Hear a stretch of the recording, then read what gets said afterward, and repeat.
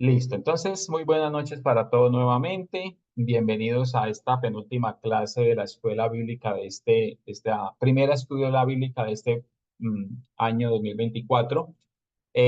Agradecidos con Dios por la oportunidad que hemos tenido de poder estar cada fin de semana, bueno, con algunos altibajos cada fin de semana acá. eh, Compartiendo este espacio, permitiendo que Dios ministre en nuestras vidas a través de su palabra y permitiéndonos crecer. El objetivo definitivamente de un espacio como este, como cualquier otro espacio donde la palabra de Dios sea ministrada, sea predicada, sea enseñada, siempre será la edificación de los santos, dice la palabra, el crecimiento espiritual de cada uno de nosotros, el poder ser alimentados a través de ella y permitirnos entonces cada día en ese mayor conocimiento del Señor, poder ser más efectivos cada día en el papel que tenemos como la iglesia que somos, mientras que la iglesia esté aquí en la tierra. Recuerden que la vigencia de la iglesia está llegando a su final. Hay un tiempo límite para que la iglesia esté acá. Y mientras tanto, pues estaremos nosotros en toda la disposición de prepararnos para dar cumplimiento a ese propósito por el cual aún la iglesia todavía está acá. Y de esa iglesia hacemos parte usted y yo. Entonces, agradecidísimos con el Señor por este espacio, por este tiempo, por sus vidas, sus corazones dispuestos y por permitirnos entonces entre todos nosotros crecer en el conocimiento de nuestro Señor Jesucristo, crecer en esta maravillosa gracia en la que Dios nos ha hecho habitar en este tiempo y bueno, permitirnos cada día entonces dar cumplimiento a su propósito en nuestras vidas. Bienvenidos todos nuevamente y el tema que vamos a revisar en el día de hoy se llama la iglesia efectiva del último tiempo. Así literalmente hemos nosotros descrito este tema, la iglesia efectiva en el último tiempo. Entonces, cuando hablamos de iglesia efectiva, y note que no estamos haciendo referencia a congregación alguna o en particular, mejor, sino estamos haciendo referencia es a la iglesia en general. Recuerden ustedes que nosotros en algún momento abordamos este tema y hablamos acerca del comienzo de la iglesia. La iglesia era el misterio del Señor, del Padre en el Antiguo Testamento. La iglesia tiene su aparición a partir de Cristo. Él dijo, yo edificaré mi iglesia. No vemos iglesia como cuerpo de Cristo en el Antiguo Testamento, y siempre haremos referencia a iglesia como como el cuerpo de Cristo, no como la lugar, no como la congregación, no como esos hermanitos que se congregan acá y los otros que se congregan allá, sino hemos nosotros hecho un trabajo y nos hemos permitido la oportunidad de ir cambiando ese concepto en nuestra cabecita y entender que iglesia es lo que la Biblia dice que es el cuerpo de Cristo. Y entonces es la iglesia como cuerpo, es la iglesia como entidad, es la iglesia como organismo vivo, dijimos nosotros, no es una organización, es un organismo vivo, la que tiene una tarea. La iglesia tiene una tarea en este tiempo. Eh, Cuando estábamos preparando estos temas, hay una, o hay todavía una cierta inquietud en el corazón de ver cómo eh, en las congregaciones se hacen tantas cosas y todos estamos pensando en que estamos haciendo la obra de Dios, pero muchas veces desconocemos realmente cuál es la obra a la cual Dios envió no a una congregación, sino a la iglesia en sí misma. Y es importante entonces que nosotros como que hagamos un alto en el camino y podamos darnos la oportunidad de revisar, no solamente congregacionalmente, sino ante todo, individualmente. Recuerde que la iglesia la conformamos cada uno de nosotros. Su vida, su vida, su vida, su vida, mi vida y todas las vidas, dice la palabra, son muchos los miembros, pero el cuerpo es uno solo. Entonces, el aporte que nosotros hacemos lo hemos dicho suficientemente, desde la posición que ocupamos y desde la función que desempeñamos dentro del cuerpo, pues es vital para que entonces ese propósito por el cual la iglesia todavía está sobre la faz de la tierra se cumpla. Y es lo que vamos nosotros a revisar entonces en esta clase. Dijimos, el tema es precisamente la iglesia efectiva del último tiempo. Y bueno, parece paradójico, pero para poder entender cómo es la iglesia efectiva del último tiempo, pues debemos remitirnos a lo que muchos estudiosos llaman como la iglesia primitiva. Y les voy a invitar entonces para que revisemos allí en el libro de los Hechos, libro de los Hechos, donde precisamente hace su aparición la iglesia, donde precisamente hace su aparición este organismo vivo que es el cuerpo de Cristo y que aún sigue vigente acá en la tierra, y que así como Dios la estableció en el principio, con un propósito, ese propósito no ha cambiado. Ese propósito sigue vigente, ese propósito se mantiene allí en medio de nosotros, y debemos nosotros, en esta responsabilidad que Dios nos ha delegado, ser conscientes de cuál es ese propósito, cuál es mi aporte al desarrollo de ese propósito y poderlo desempeñar de la mejor manera posible. Hay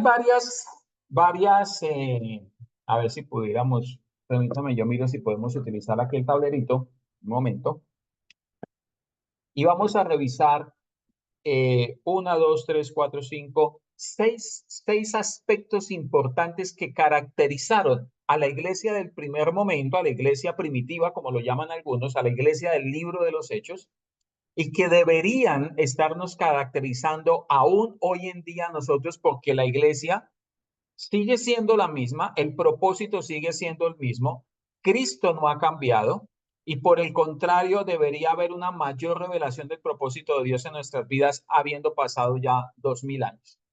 Entonces, permítame un segundo, voy aquí a organizar tablerito, a ver cómo le hacemos. Fácil.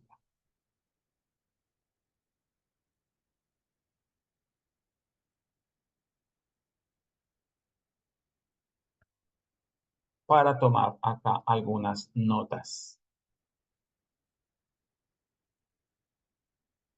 Voy a compartirles mi pantalla.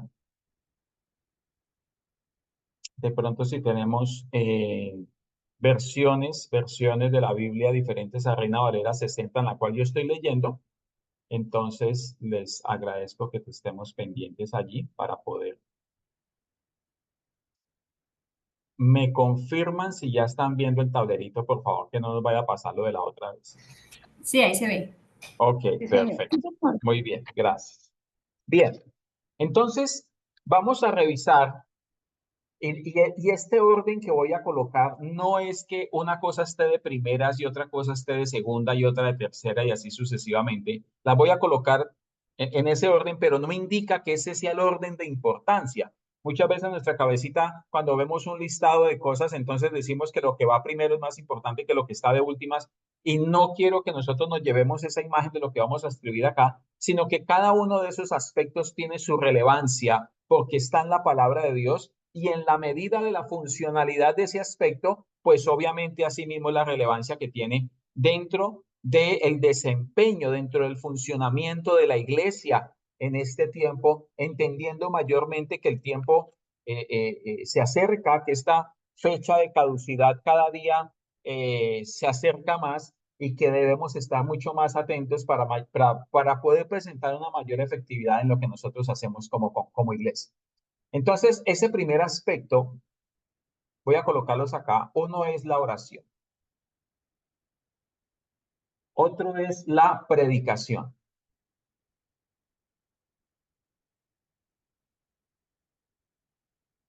Otro es el estudio de la palabra y al mismo tiempo su enseñanza. Su enseñanza. Otro aspecto es la fructificación.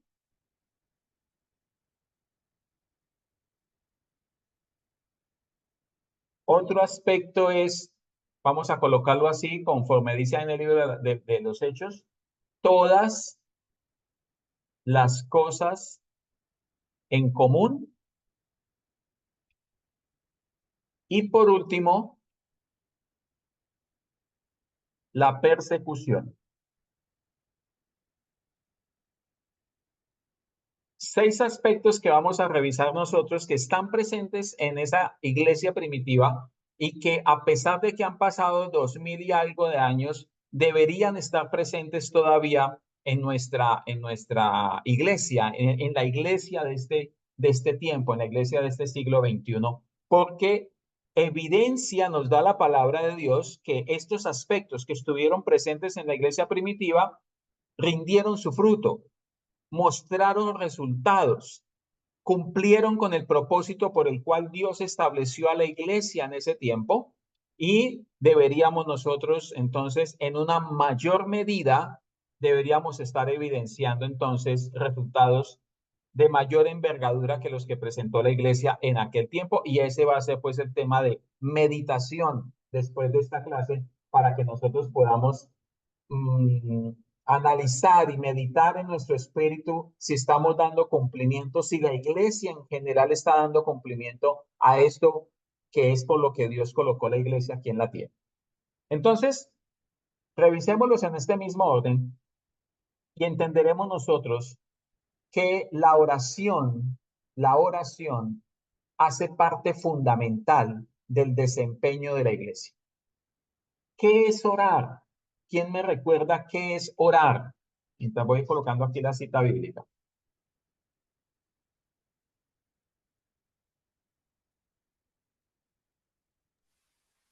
Es la forma en la que me comunico con Dios. Bueno, ese es un aspecto, es la forma en que me comunico con Dios. Bien. ¿Qué más podemos decir acerca de la oración? ¿Es una intersección? Bueno, es una intersección. ¿Qué más? La comunión que tengo con Dios. Bueno, noten ustedes que a eso deberíamos llegar. Recuerden que la oración, para hacer un pequeño recorderis, hace parte de la comunicación que nosotros tenemos con Dios que nos permite llegar a tener comunión con Él. Para los que recientemente, bueno, creo que no hay ninguno que haya recientemente hecho el discipulado, pero recuerden que nosotros hablamos en algún momento en que, bueno, yo estoy por acá y por acá está Dios. Y resulta entonces que, o si lo quiere colocar arriba, pero pues la idea es verlo de esta forma. Entonces hay un ciclo de comunicación donde aquí hay un receptor, donde aquí hay un receptor y el receptor es también emisor. Cuando el hombre es emisor, Dios es receptor, pero cuando el hombre es receptor, Dios es emisor. Acuerden eso se lo enseñaban a uno por ahí en el colegio acerca de los elementos de la comunicación. Y resulta que cuando yo hablo con Dios, utilizo la oración, pero la oración no es aislada, la oración no es sola, la oración no es algo, no es algo independiente del resto de mi dinámica espiritual. La oración no es solamente para contarle a Dios cómo me siento y no es solamente para pedirle a Dios las cosas que yo necesito. Hay un enfoque que también debemos nosotros ir manejando con respecto a la oración. En algunos momentos lo hemos planteado, lo hemos visto. Hemos tomado como ejemplo las oraciones apostólicas, es decir, las oraciones que encontramos nosotros a lo largo de todo el nuevo, bueno, sobre todo las cartas paulinas y las cartas generales, encontramos características muy particulares y muy especiales acerca de la oración que estos apóstoles hacían. Y hace parte entonces de esa comunicación donde termina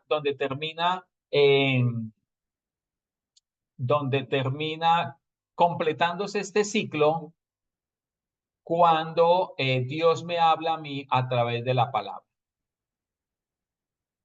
Entonces, la oración hace parte de mi comunicación con Dios y en la medida que yo tengo comunicación con Dios, entonces puedo obtener lo que la palabra dice que tenemos con Dios, que es comunión.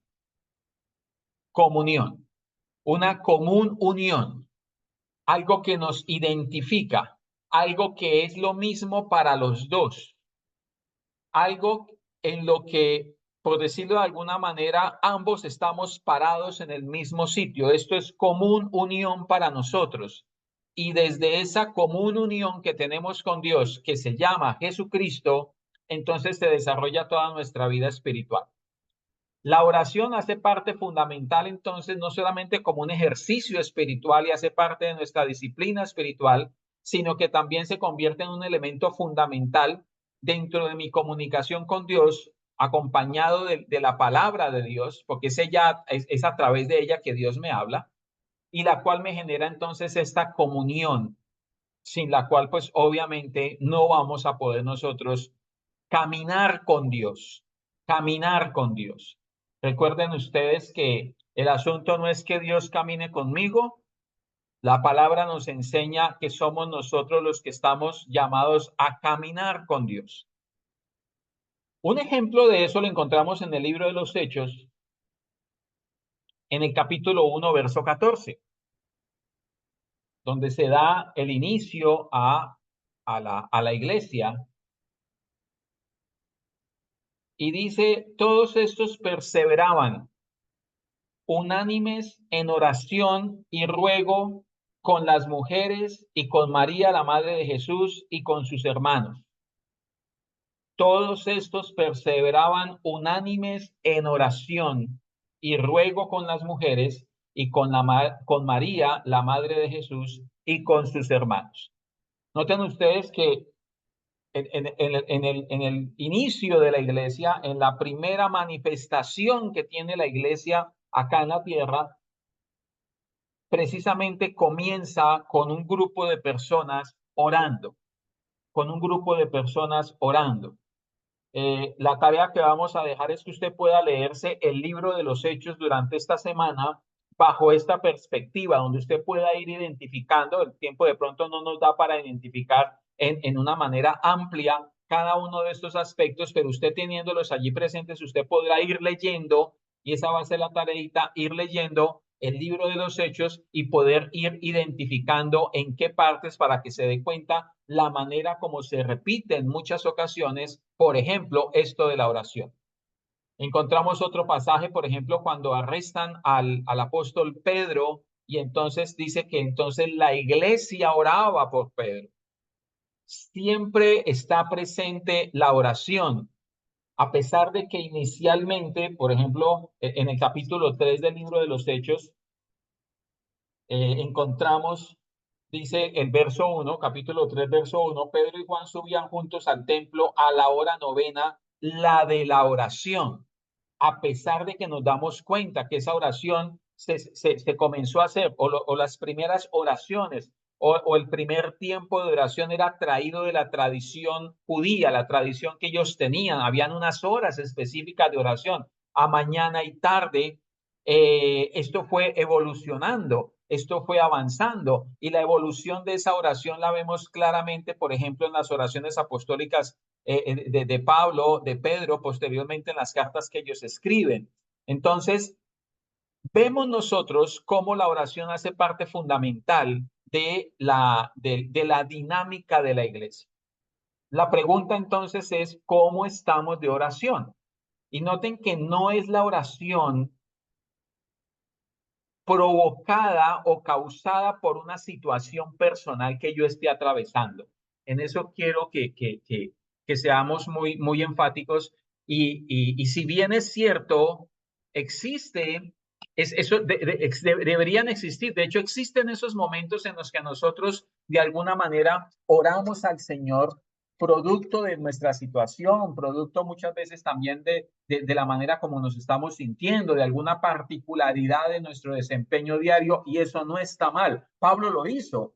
Recuerden ustedes que Pablo, dicen los estudiosos, alguna afección tenía en sus ojos, y él dice que era un aguijón que Dios había permitido que Satanás colocara en él, pero él había orado 3 veces al Señor para que le fuera quitado.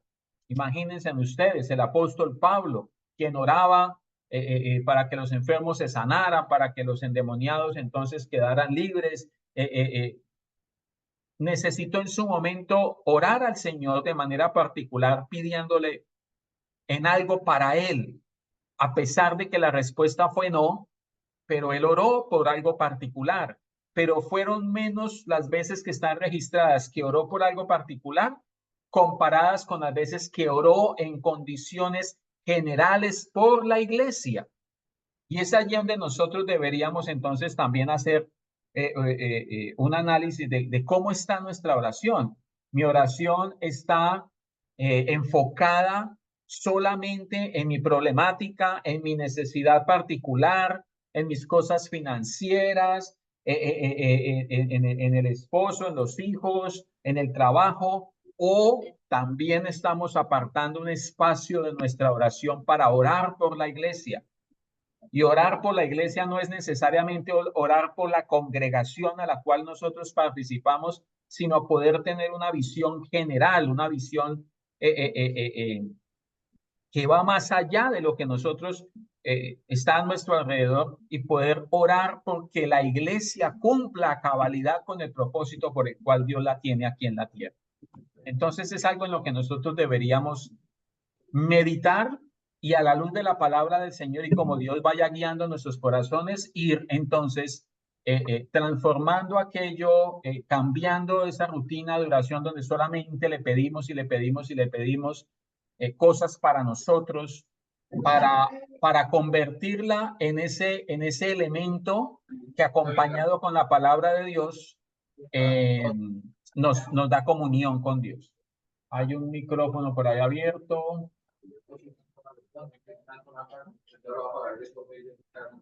A ver, miramos quién es. Porfa, ayúdenme con un micrófono. Ya. Bien, gracias. Ok, perfecto. Entonces, como usted va a leer el libro de los Hechos en esta semana que viene, va a identificar dónde está oración y se va a dar cuenta, oración, oración, oración, oración, oración, oración. Está por todas partes la oración. Y notará también entonces cuáles son esas condiciones de esa oración en el libro de los Hechos. ¿Hasta ahí estamos claros? ¿Algo que agregar con respecto a la oración?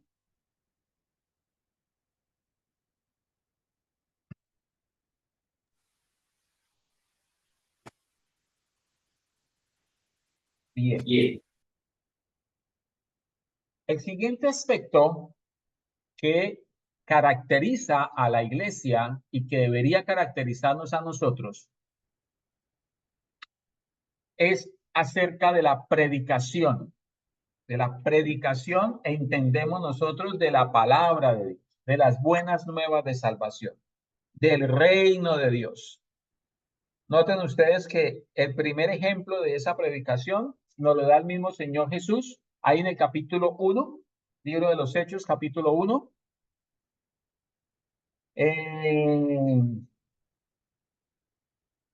Donde dice, capítulo 1, verso 1, miremos.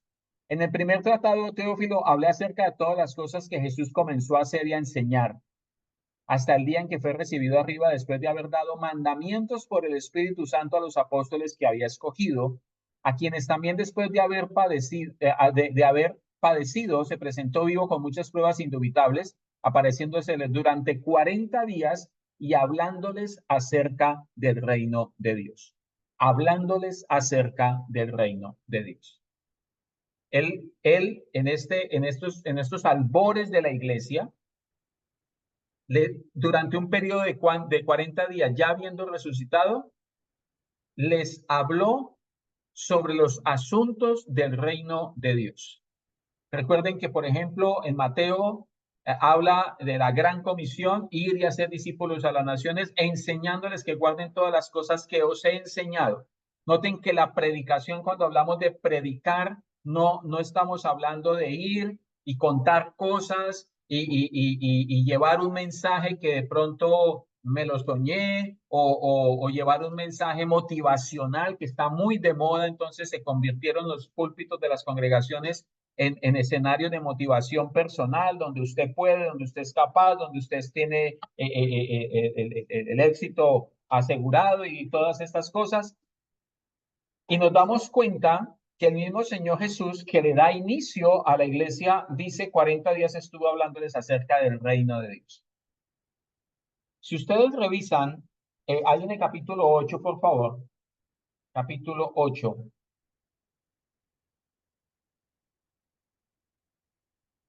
Verso 4, y bueno, hay muchos otros, por eso les digo, el tiempo no nos da para ahondar en cada uno de ellos, por eso la tareita. En el capítulo 8, verso 4, dice, pero los que fueron esparcidos iban por todas partes, anunciando el evangelio, anunciando el evangelio. Usted notará en ese mismo capítulo 8, por ejemplo, ese pasaje lo conocemos nosotros muy bien, en el verso 34, en la conversación que tiene Felipe con el etíope, le dice en el verso 34, respondiendo, el eunuco dijo a Felipe, te ruego que me digas, ¿de quién dice el profeta esto? ¿De sí mismo o de algún otro? Entonces Felipe abriendo su boca y comenzando desde esta escritura, le anunció el evangelio de Jesús. La predicación de la palabra debe estar enfocada en Jesús, debe estar enfocada en las buenas nuevas de salvación, debe estar enfocada en la condición que tiene el hombre por causa del pecado y en la solución a esa condición de muerte que tiene el hombre por causa del pecado, que se llama Jesucristo, el Hijo de Dios. Cuando Jesús, en su momento reunido con los discípulos, les pregunta, ¿quién dice la gente que soy yo? ¿Se acuerdan? ¿Quién dice la gente que soy yo? Y entonces ellos responden, no, pues hemos escuchado que algunos dicen que eres Elías, que alguno de los profetas. Bueno, eso dice la gente. Es decir, eso dicen los de afuera y nosotros le preguntamos a la gente común y corriente, ¿quién es Jesús? Y nos dicen cualquier cantidad de cosas. No un gran maestro, no un iluminado, no un tipo que dejó ejemplo. Bueno, cualquier cantidad de cosas podemos nosotros escuchar. Pero la pregunta es, ¿qué dicen ustedes? ¿Quién soy yo? Les preguntó a los discípulos. Primero les preguntó, ¿qué dice la gente? Después, ¿qué dicen ustedes? Y Pedro, dentro de sus chispazos, acierta diciéndole, tú eres Jesús, el Hijo del Dios viviente. Y el Señor le responde, yo también te digo, tú eres Pedro. ¿Se acuerdan de ese pasaje? Es decir, hay una reciprocidad cuando al hombre le es revelada la persona de nuestro Señor Jesucristo. Yo en mi corazón he reconocido a Jesús como mi único y suficiente Salvador personal y sé que es Él el Hijo de Dios, el único por medio del cual puedo o llegué a ser reconciliado con el Padre porque mi condición de muerte por causa del pecado me tenía alejado de Él. Cuando yo identifico eso, cuando el ser humano identifica aquello, él también dice, tú eres entonces fulano de tal. Es decir, tenemos nombre propio para Dios. Tenemos nombre propio para Él porque le hemos reconocido a Él.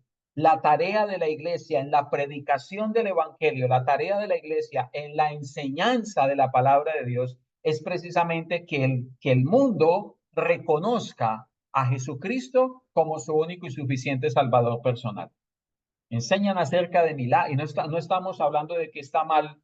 No vamos a entrar en ese escenario. Estamos enfocándonos en lo que nosotros hemos entendido a través de la palabra de Dios que deberíamos estar haciendo como iglesia. Los ejemplos son muchos de ver muchos escenarios de predicación donde se predica todo menos a Jesús. En ocasiones se predica más del diablo. En otras ocasiones el tema principal es el dinero, la fama, la prosperidad, los viajes, las hazañas del pastor y cosas como esas. Pero el fundamento de la palabra de Dios, el fundamento de la predicación de la palabra de Dios, como Jesús mismo lo mencionó ahí en Hechos capítulo 1, es dar a conocer el reino de Dios. Y el reino de Dios es nuestro Señor Jesucristo. ¿Cómo está esa predicación de la palabra de Dios hoy? lamentablemente encontramos muchos escenarios.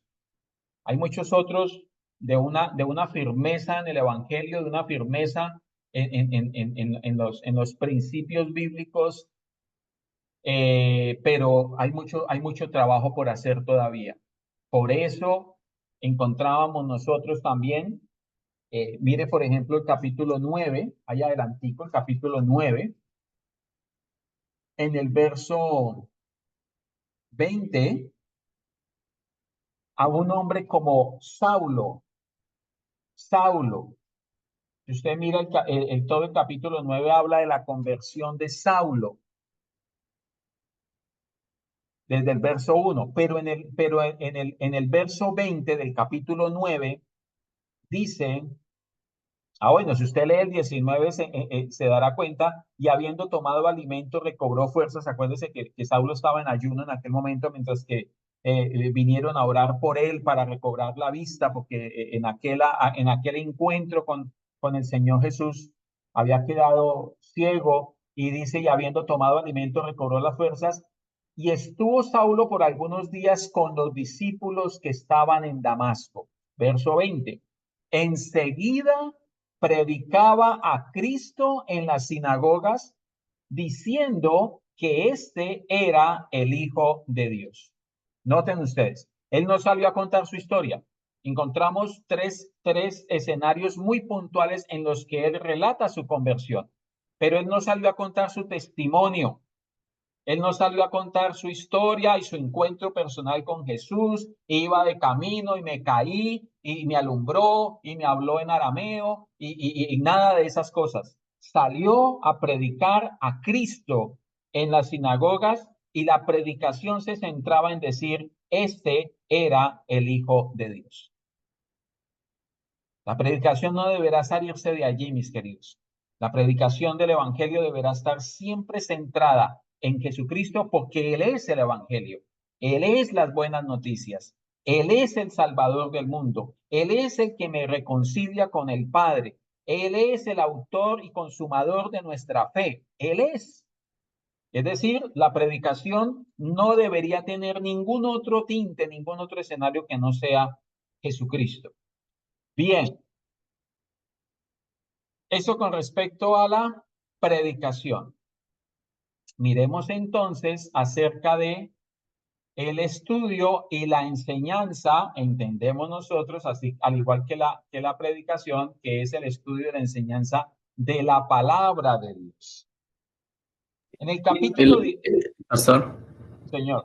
¿el orden de los factores no altera el resultado? O sea, no sé, No, por eso dijimos que estudio enseñanza antes de predicación, podría ser. sí, lo queremos ver, sino que por eso hice la salvedad al comienzo, que no tenía un orden, que no estaba priorizado ninguno, sino que estaban todos sobre la mesa. Ok. Vemos, por ejemplo, hay escenarios, ya vamos a ver otro escenario. Vemos a un escenario en el cual Pablo, por ejemplo, no demoró mucho tiempo en ir predicando, porque rápidamente le fue traída revelación de parte de Dios acerca de la palabra del Señor.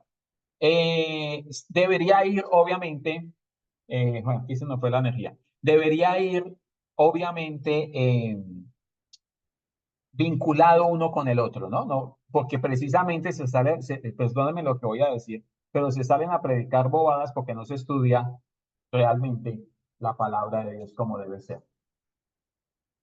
Alejandro levantó la mano. Sí, es que con respecto a lo que le decía Andrés y lo que su merced estaba hablando, o sea, si el orden no es jerárquico, sino es lineal, y de hecho uno va hablando del otro, si el uno va complementando al otro, por lo que su merced Exactamente. estaba diciendo, sí, pues si no hay buena oración, no va a haber buena predicación, si no va a haber enseñanzas, y entonces obviamente son lineales. Ahí por el tablerito se ve, pero no es una estructura Sí, jerárquica, es importante. muy bien, gracias. Bien. Ok. Ahí dijimos capítulo 18. Miremos el capítulo 18, verso 24. Capítulo 18, verso 24. Ahora, lo interesante de todo esto, usted lo va a encontrar más que en esta clase, lo va a encontrar usted en su estudio personal que va a hacer esta semana del libro de los Hechos. Ahí va a poder usted identificar todos estos aspectos y se dará cuenta lo que dice Jerica. Deben estar todos. Y no debe ser uno más que deben estar todos para que finalmente cumplamos con lo que nosotros estamos llamados a hacer. 18:24. Dice,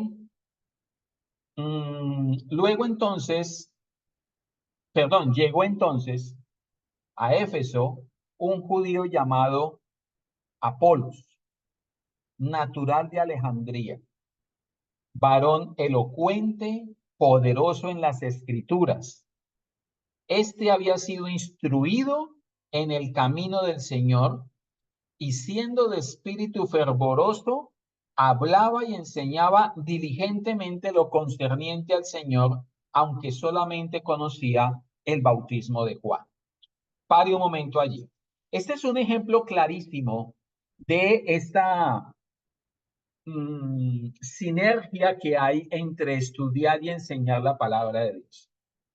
Noten que está haciendo referencia a un hombre con unas competencias, diríamos nosotros hoy en día, con unas competencias, con una cualificación, con unos aspectos importantísimos que cualquiera podría decir, ese es el predicador. Mírelo. Varón elocuente, poderoso en las escrituras. Este había sido instruido en el camino del Señor. Era de espíritu fervoroso y hablaba y enseñaba diligentemente. Quisiéramos tener a muchos predicadores con estas características, con estas cualidades. Pero la mayor cualidad que podemos nosotros encontrar en él y que debería estar en cada uno de nosotros, porque todos estamos llamados entonces a participar del trabajo que la iglesia tiene, que es dar a conocer a nuestro Señor Jesucristo, está en lo que nosotros vamos a leer a continuación, verso 26. Y comenzó a hablar con denuedo, miren eso, hablaba con una soltura, hablaba con una facilidad. Yo me imagino que de pronto su tono de voz, su postura, esa voz de locutor, pues que muchos tienen, llamaba la atención de la gente y hacía que la gente prestara su atención para lo que él estaba diciendo. Dice, y comenzó a hablar con denuedo en la sinagoga.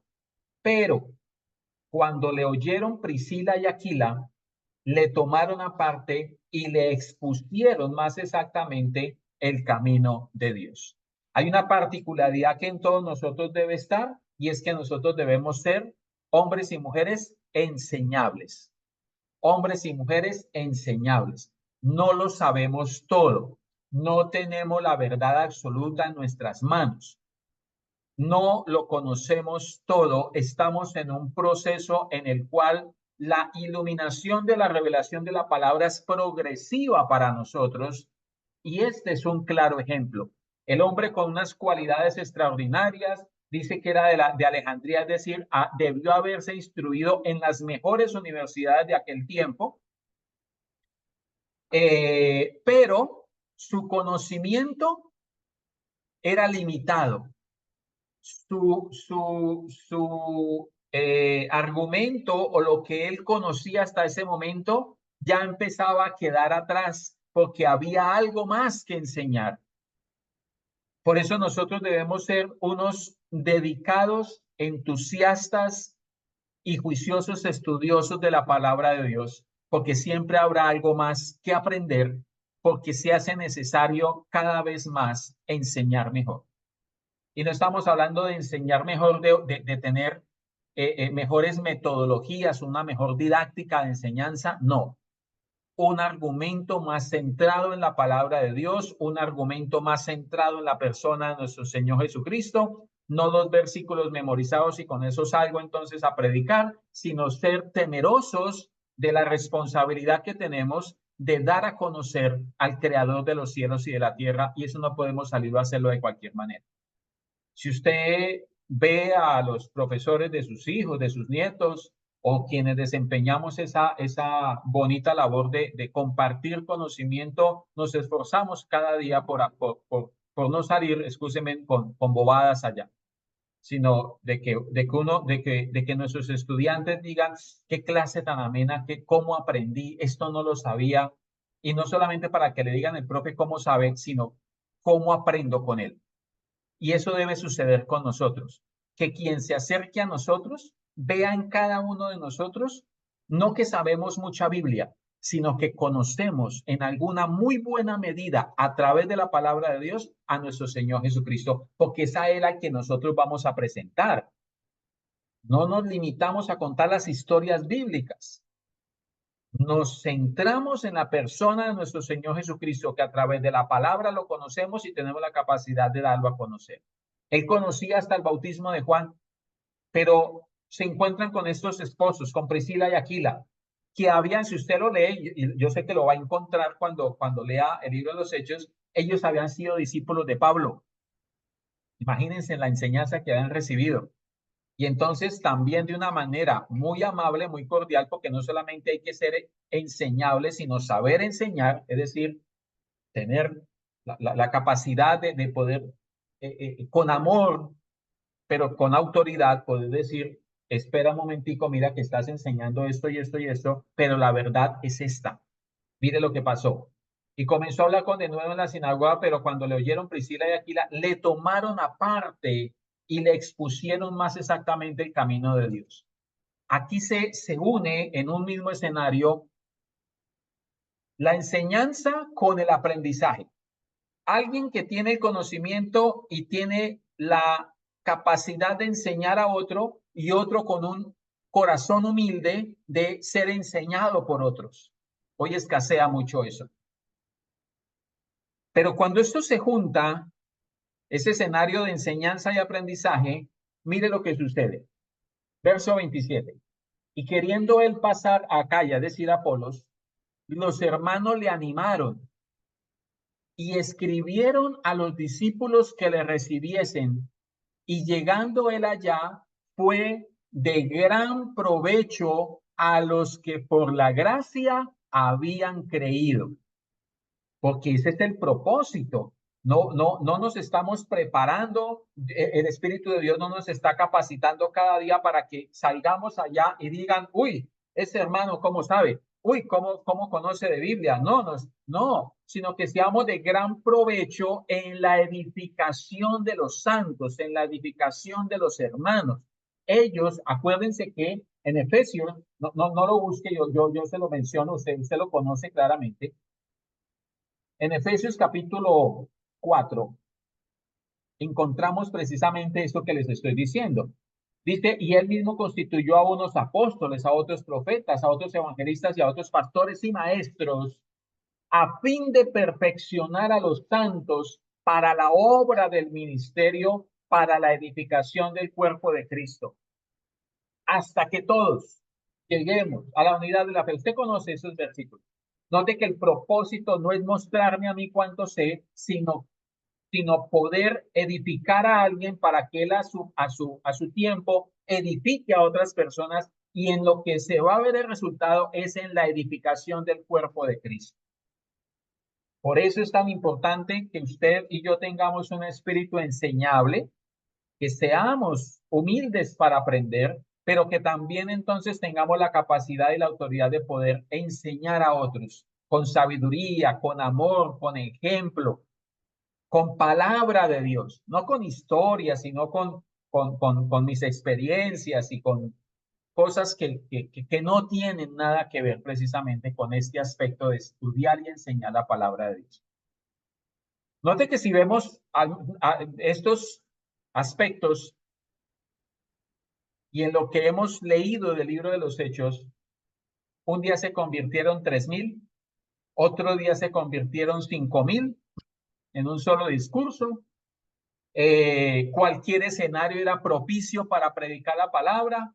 Felipe y el etíope, por ejemplo, vemos en aquel momento cuando los apóstoles son arrestados y entonces tiembla y se caen las puertas y los grilletes, y entonces el soldado que estaba cuidando a estos presos, entonces se iba a matar porque pensó que habían huido, y Pablo dice, no se haga daño, aquí estamos todos, no ha pasado nada. Y ese escenario permitió que la casa de este hombre, él y su casa, conocieran de Jesús. ¿Qué debo hacer para ser salvo?, les preguntó. Cree en el Señor Jesucristo y serán salvos tú y tu casa. Y dice que fueron a la casa de él, lavó sus heridas, los alimentó, predicaron la palabra, todos recibieron a Jesucristo como su único y suficiente Salvador personal y regresaron a la cárcel. No regresaron al hotel de 5 estrellas, no lo llevaron en limusina, no lo llevaron en avión en primera clase, regresaron a la cárcel para que no le pasara nada al carcelero, que ahora era un hermano en Cristo. Cualquier escenario es propicio para predicar el evangelio de nuestro Señor Jesucristo. Bien, en ese orden de ideas viene entonces la fructificación. Varios escenarios también. Usted los va a encontrar en esa tareita que va a hacer tan juiciosamente. Pero por favor mire el capítulo 19. Bueno, terminando ahí el 28, 18, 28, estamos ahí seguidos. Dice, porque con gran vehemencia, hablando de Apolos, porque con gran vehemencia refutaba públicamente a los judíos. Miren esto, mis queridos. Demostrando por las escrituras que Jesús era el Cristo. Aquí no es contando historias, aquí no es contando anécdotas, testimonios, chistes, no, demostrando por las escrituras. Por eso nosotros debemos tener un amplio conocimiento de la palabra de Dios. Está el Espíritu en nuestro corazón que nos da luz acerca de la palabra. Es la disposición nuestra, es el apartar tiempo, es el de ser disciplinados en el estudio de la palabra del Señor, como en cualquiera de los otros aspectos que estamos aquí mencionando, porque hay una tarea por hacer. Refutaba públicamente a los judíos, demostrando, esto no era peleando, no decir que contendía, que trataba de convertirlos a las malas, no, simplemente soltaba la palabra, demostraba por las escrituras que Jesús era el Cristo. Bien, ahora sí, pasemos al de fructificación. Un ejemplo que siempre me ha llamado la atención es este, mire. Bueno, fructificación, una predicación de Pedro, 3,000, otra predicación de Pedro, 5,000. Se bautizaban, dice, y el Señor añadía cada día a la iglesia a los que habían de ser salvos. Llegó el momento en que entonces mucho trabajo, no alcanzamos, la mano no nos alcanzan, ¿qué hacemos? No, escojamos algunos que nos ayuden a eso. Lo interesante es que para escoger a esos que ayudaban, no lo busque, yo se lo voy a leer solamente, eso lo encuentra para que tome nota ahí en Hechos capítulo 6. Dice en el verso 1 lo siguiente, mire, estamos hablando ya de fructificación. En aquellos días, como crecía el número de los discípulos, acuérdense que la tarea es ir y hacer discípulos a las naciones. Aquí crecía el número de discípulos. Hubo murmuración de los griegos contra los hebreos, de que las vidas de aquellos eran desatendidas en la distribución diaria. Entonces los 12 convocaron a la multitud de los discípulos y dijeron, no es justo que nosotros dejemos la palabra de Dios, esto es entender función dentro del cuerpo, mis queridos. No es justo que nosotros dejemos la palabra de Dios para ir a servir a las mesas. No es que no lo pueda hacer, no es que se me va a caer las uñas, entonces o dejo de ser el pastor si atendemos a los hermanos en la mesa, les servimos, les ayudamos. No, solo que hay un oficio fruto de una posición en Cristo. Hay una asignación de trabajo dentro del cuerpo. Y entonces dice, buscad pues, hermanos, de entre vosotros, es decir, el cuerpo mismo suple sus necesidades.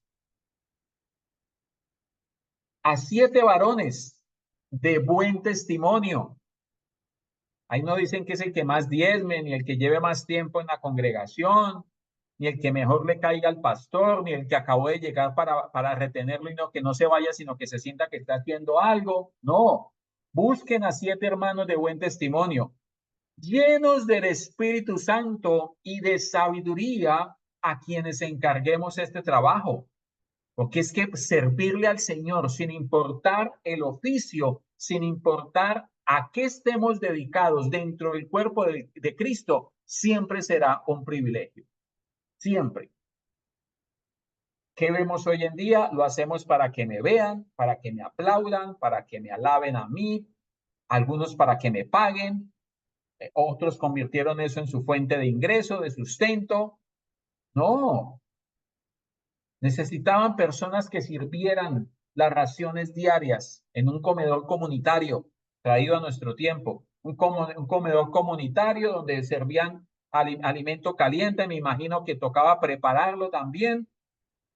Y necesitaban a 7 hermanos de buen testimonio, no los que no estuvieran haciendo nada, ese que se quedó sin trabajo, la hermanita esa que no hace nada allá en la casa, entonces que venga y nos ayude. No, personas que Dios ha puesto a esto entre hermanos de entre vosotros, a 7 varones de buen testimonio, llenos del Espíritu Santo y de sabiduría, a quienes encarguemos de este trabajo. Y nosotros, mírelo, y nosotros persistiremos, vea otra vez el aspecto, en la oración y en el ministerio de la palabra.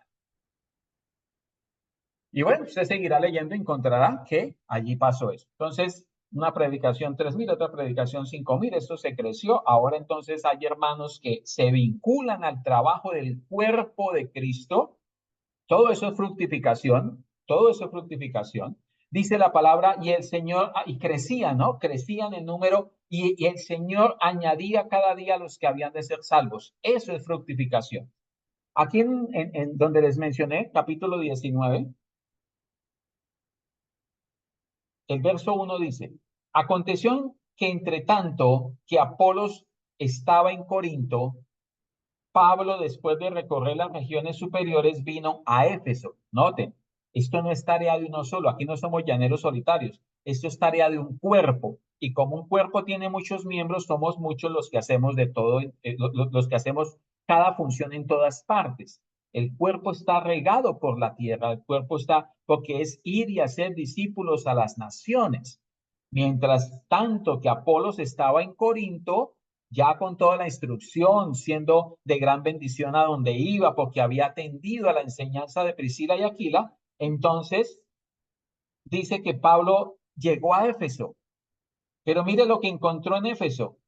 Y hallando a ciertos discípulos les dijo, llegó a un grupito de personas que compartían la fe. ¿Recibisteis el Espíritu Santo cuando creísteis? Y ellos les dijeron, ni siquiera habíamos oído si hay Espíritu Santo. Estos estaban igual que Apolos. No sabían que había Espíritu Santo. Ok, ¿qué pensaría Pablo? Gracias, Señor. Este es el lugar donde toca dedicarle tiempo a la enseñanza, a la predicación de la palabra. Y mire lo que dice. En verso 3. Entonces dijo, ¿en qué pues fuisteis bautizados? Ellos dijeron en el bautismo de Juan. Mire que estaban igual que Apolos. Dijo Pablo, Juan bautizó con el bautismo de arrepentimiento, diciendo al pueblo que creyesen en aquel que vendría después de él, esto es, en Jesús el Cristo. Cuando oyeron esto, fueron bautizados en el nombre del Señor Jesús. Y habiéndoles impuesto las manos, vino sobre ellos el Espíritu Santo y hablaron en nuevas lenguas y profetizaban.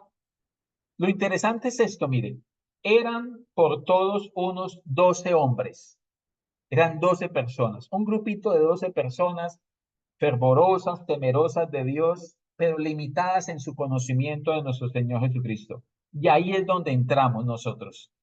Ahí es donde entra la persona que mantiene aquella disciplina de oración, de comunicación, de comunión con Dios, de predicar la palabra, de estudiar, de enseñar, ¿sí? Ahí es donde entramos nosotros, porque encontró un grupo de 12 hombres y dice lo siguiente después de eso.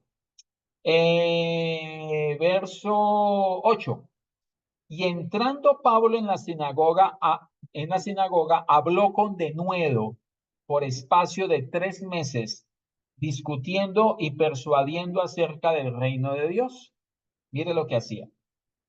Pero endureciéndose en algunos y no creyendo, maldiciendo el camino delante de la multitud, se apartó Pablo de ellos y separó a los discípulos, es decir, a estos 12, discutiendo cada día en la escuela de uno llamado Tirano, es decir, bueno, aquí no me recibieron el mensaje, me voy con estos que sí tienen hambre y sed del mensaje de la palabra, lo llevó a otro lugar aparte y dice, y así continuó por espacio de 2 años, de manera que todos los que habitaban en Asia, judíos y griegos, oyeron la palabra del Señor Jesús, pero comenzó con un grupito de 12.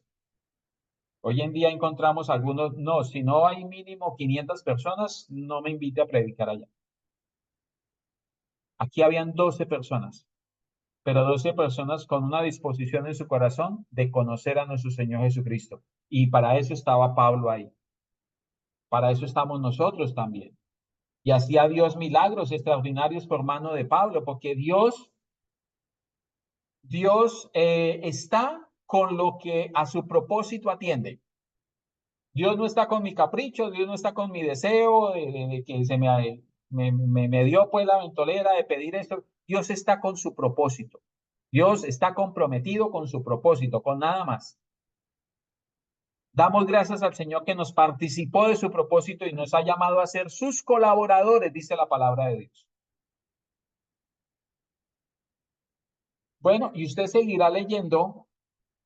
Dice que en toda Asia después hubo un alboroto porque tanto era el impacto de la predicación de la palabra de Dios que muchos dejaron la idolatría, muchos dejaron de ir entonces los domingos a la iglesia de allá de la diosa Diana, ya los que vendían los platelitos esos y las figuritas y los escapularios y toda esa clase, ya estaban perdiendo plata porque ya nadie acudía allá y hubo un alboroto por eso. Ahí usted lo va a leer. Eso se llama fructificación. Fructificación. Nosotros creo que es en algo en lo que debemos ser retrospectivos, es decir, mirarnos hacia adentro y mirar qué tan fructíferos somos. Y note que estamos hablando cuando hablamos de fructificación, estamos haciendo mención a esto que estamos diciendo, no a que mis finanzas hoy estén mejor que el año pasado, que el carro que tengo hoy sea mejor del año anterior, que son los parámetros que miden hoy en día. No, ¿qué tan fructíferos somos en la predicación, en la enseñanza, en mi propia preparación frente a la palabra de Dios, en mi tiempo de oración, en mi comunión con Dios? ¿Lo conozco más hoy que hace un año? Sería bueno preguntarnos de tiempo en tiempo, eso porque eso se llama crecimiento y acuérdense que por naturaleza debemos estar creciendo. El siguiente aspecto, tiempo se nos fue. Todas las cosas en común. Miremoslo. Capítulo 4. Capítulo 4.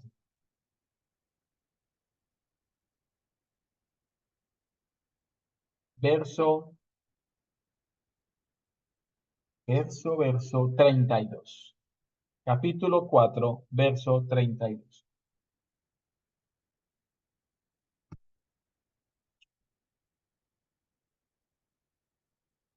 Y la multitud de los que habían creído, si allí dice multitud, es porque eran más de 2 o 3. Multitud. Y la multitud de los que habían creído eran de un corazón y un alma, y ninguno decía ser suyo propio nada de lo que poseía, sino que tenía todas las cosas en común. Y aquí vamos a hacer un énfasis y nos vamos a salir un poco de ese escenario de lo material, que es en lo que han enfocado estos versículos, y de ello, pues, ellos tienen ese enfoque a que eran las cosas materiales. Para pasar a algo más propio de nosotros, y es en lo que tiene que ver con nuestra vida espiritual. Mire esto. Dice, y la multitud de los que habían creído, es decir, había una multitud de nacidos de nuevo, había una multitud de hijos de Dios, había una multitud de miembros del cuerpo de Cristo. y en ellos se evidenciaba que eran de un corazón y un alma. En ellos se evidenciaba que eran de un corazón y un alma. Es decir, era lo que los identificaba como hermanos, como uno en Cristo. Eso dice la palabra que somos con respecto a Él, como uno en Cristo, un corazón y un alma. Y entonces a eso, o la evidencia de esa coinonía, la evidencia de ese uno en Cristo, de todos ellos, de esa multitud, está precisamente en que ninguno decía, yo soy mayor que mi hermano, o yo soy más que él, o yo tengo más que aquel, o por el contrario, me siento humillado porque es que él anda mejor económicamente que yo. No era ese el escenario. No era ese el escenario. Nadie decía ser propio nada de lo que poseía, sino que tenían todas las cosas en común. Y nosotros debemos entender que tenemos todas las cosas en común. Tenemos en común a Cristo. Y si tenemos a común a Cristo y la palabra dice que en Él estamos completos, entonces todos estamos completos. No nos falta absolutamente nada en lo que tiene que ver con nuestra vida espiritual. Debemos entender función dentro del cuerpo para poder asimismo desempeñar esa función que se nos ha sido asignada por la posición que ocupamos dentro del cuerpo. Dice el verso 33, y con gran poder los apóstoles daban testimonio de la resurrección del Señor Jesús, es decir, predicaban, y decía con gran poder, decir con autoridad, con vehemencia, a través de la escritura. Y noten esto, todo esto que está aconteciendo, el único soporte bíblico que ellos tenían era el Antiguo Testamento, porque esto no existía para esa época. No existía el libro de los Hechos, no existían las cartas paulinas, no existían las cartas generales, no existían aún los evangelios, eran apoyados en lo que se había dicho en el Antiguo Testamento. Acuérdense que el etíope iba leyendo el libro de Isaías y dice que Felipe desde esa escritura le dio a conocer el evangelio. Eso nos debe llevar a pensar entonces a nosotros y hacernos un poco más responsables del asunto, que si ellos con solo el Antiguo Testamento hicieron todo lo que hicieron, nosotros con toda la palabra de Dios, donde toda la suma de ella es verdad, ¿qué más esperaría que hiciéramos? Así que no había entre ellos ningún necesitado, porque todo lo que poseían, heredades o casas, las vendían y traían el precio de lo vendido. Aquí se generó una dinámica en donde todo el mundo tenía, nadie acumulaba, sino que participaban entonces a quienes no tenían, pero también participaban para la predicación del evangelio. Y lo ponían a los pies de los apóstoles. Allí era, no era para que el apóstol se llevara eso para su casa, era para que eso se pusiera al servicio de la obra. Y se repartía todo a cada uno según su necesidad. Usted seguirá leyendo en su tareita que va a hacer y se dará cuenta la coinonía que había entre todos ellos. El día que arrestaron a Pedro, por ejemplo, dice, y la iglesia se unió en oración por él. Un ángel del Señor lo saca de la cárcel, ¿se acuerda? Y llega a golpear a la casa donde estaban orando. ¿Quién es? Soy yo, Pedro. Y la muchacha que se le abrió y salió asustada. Estaban orando. Pero y llega, no le reconocen al principio que era él. Eso es tener las cosas en común. Lo que a uno le duele, a todos nos duele. Lo que a uno le es grato, para todos es grato. Por una sola razón, mis queridos, porque somos un cuerpo. Somos un cuerpo. Y por último, tenemos este aspecto que no lo podemos de ninguna manera lo podemos dejar de mencionar. Y es la persecución. Si nosotros realmente estamos en el trabajo que se nos ha sido asignado de parte de Dios, estaremos experimentando en varios en varios momentos de nuestra vida persecución, de diferentes formas. Y eso lo encontramos a lo largo y ancho de, por no decir de todo el Nuevo Testamento, de todas las cartas apostólicas, del libro de los Hechos. Ejemplos de eso, el arresto de Esteban, por ejemplo, capítulo 6, verso 8 en adelante.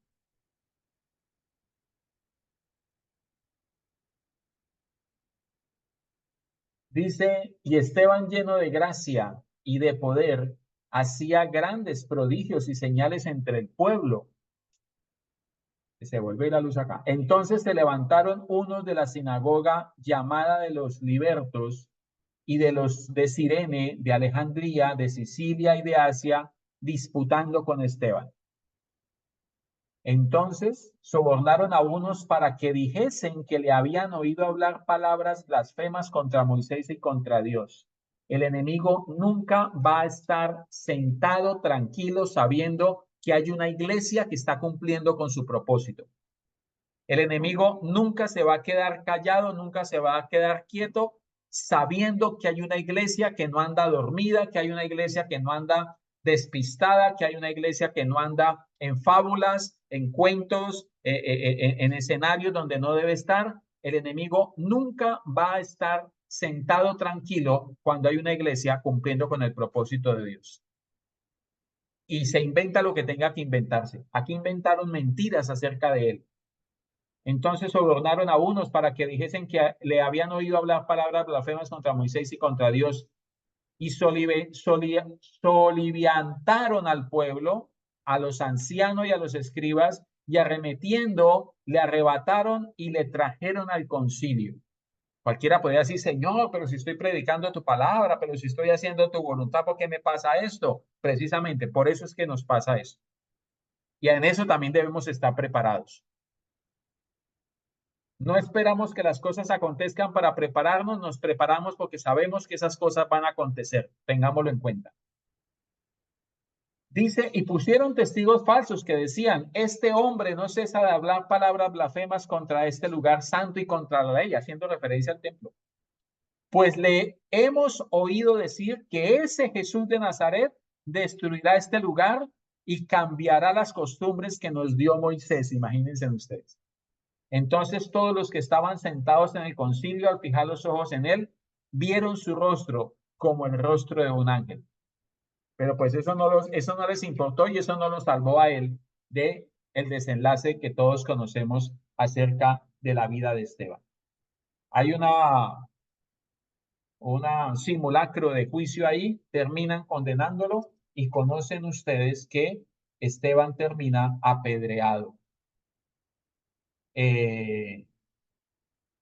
Por todos estos hombres, y dice la palabra que Saulo en aquel momento consentía, es decir, estuvo de acuerdo con que eso sucediera, cuando era Saulo, antes de conocer a Jesús.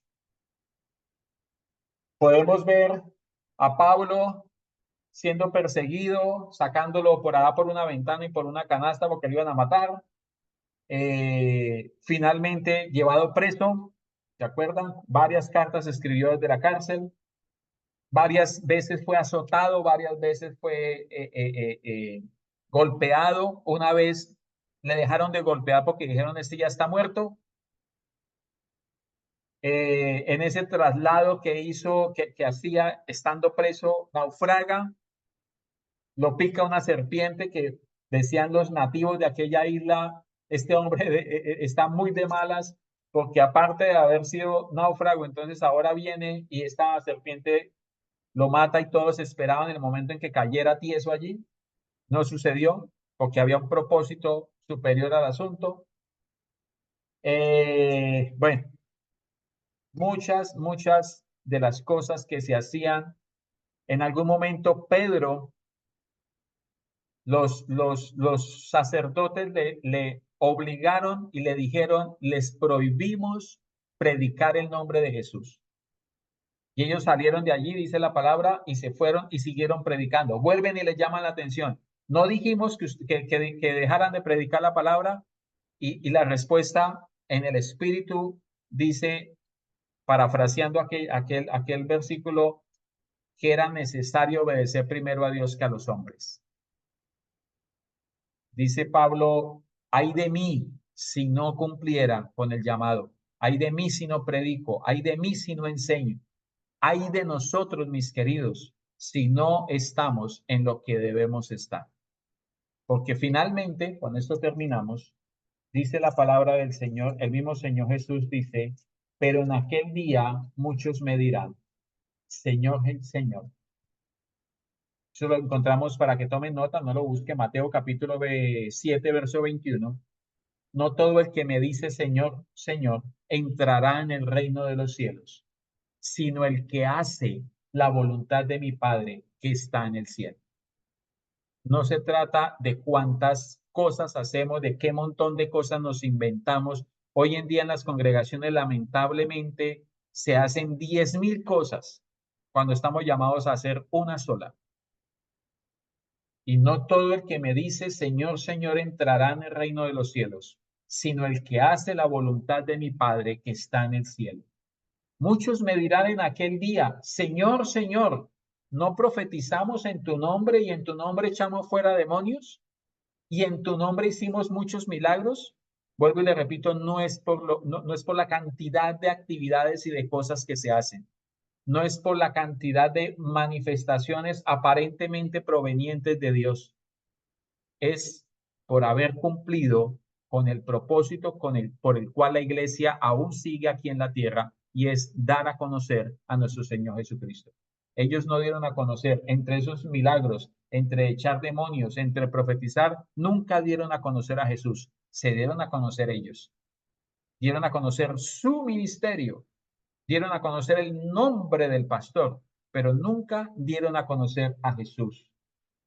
Y entonces les declararé, nunca os conocí, apartados de mí, hacedores de maldad.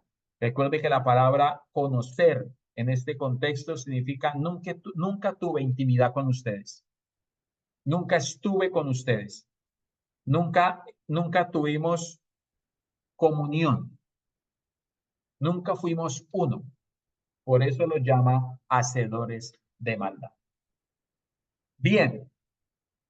Comentarios. La tarea. Libro de los Hechos. Revisando estos aspectos. De pronto, pues, en una tarea un poco más dedicada y subrayando, no sé cómo lo puede hacer, donde está oración, donde está predicación, donde está estudio y enseñanza, donde usted observa que hay fructificación, donde se evidencia que tenían en común todas las cosas, no necesariamente las cosas materiales, y también donde se evidencia persecución, porque para eso también estamos preparados. Estamos preparados para sufrir persecución, estamos preparados para sufrir acechanzas del enemigo. Él anda como león rugiente mirando a quien devorarse. Y la palabra nos invita, nos insta a estar preparados.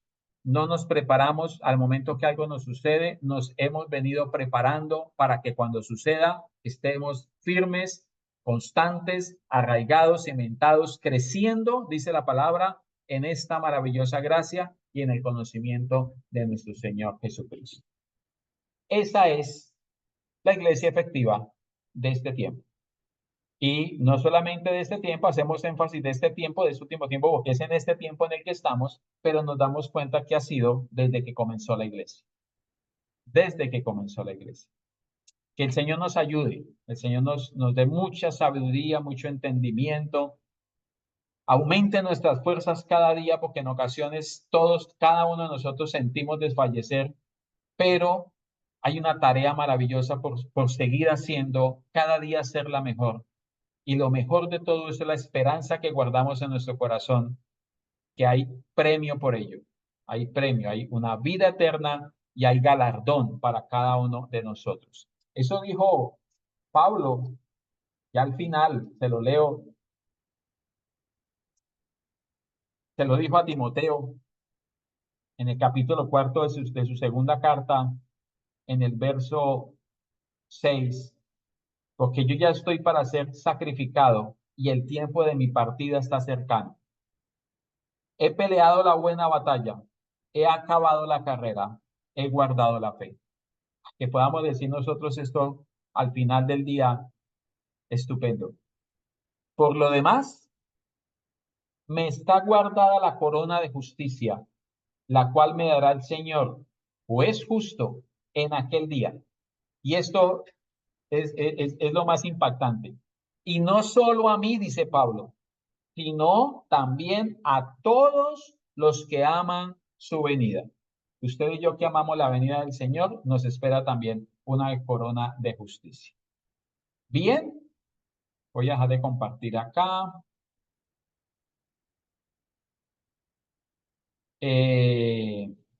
Comentarios, preguntas. Voy a quitar la grabación bendiciendo a quienes posteriormente van a ver esta grabación. Saben ustedes que la podrán encontrar en YouTube, en esta lista de reproducción que se llama Escuela Bíblica 2024-1 y bendiciéndoles grandemente a todos.